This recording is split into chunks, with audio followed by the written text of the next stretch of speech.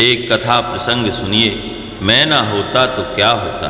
एक प्रसंग, एक बार हनुमान जी ने प्रभु श्री राम से कहा कि अशोक वाटिका में जिस समय रावण क्रोध में भरकर तलवार लेकर सीता मैया को मारने के लिए दौड़ा, तब मुझे लगा कि इसकी तलवार छीनकर इसका सिर काट लेना चाहिए, किंतु अगले ही क्षण मैंने देखा कि मंदोदरी ने रावण का हाथ पकड़ लिया। यह देखकर मैं गदगद हो गया। यदि मैं कूद पड़ता तो मुझे भ्रम हो जाता कि यदि मैं ना होता तो क्या होता। बहुधा हमको ऐसा ही भ्रम हो जाता है। मुझे भी लगता है कि यदि मैं ना होता तो सीता जी को कौन बचाता, परंतु आज आपने उन्हें बचाया ही नहीं बल्कि बचाने का काम रावण की पत्नी को ही सौंप दिया। तब मैं समझ गया कि आप जिससे जो कार्य लेना चाहते हैं वह उसी से लेते हैं, किसी का कोई महत्व नहीं है।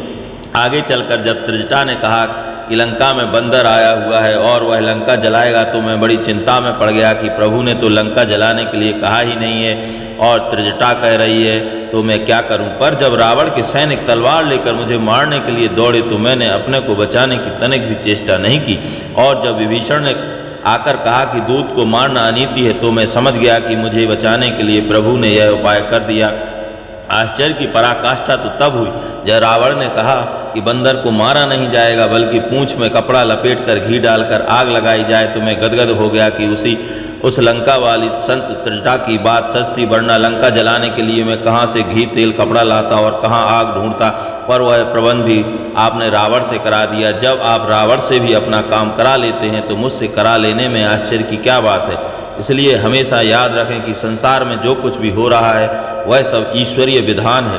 हम और आप तो केवल निमित्त मात्र हैं। इसलिए कभी भी ये भ्रम न पालें कि मैं ना होता तो क्या होता। जय जय श्री राम, जय जय श्री सीताराम।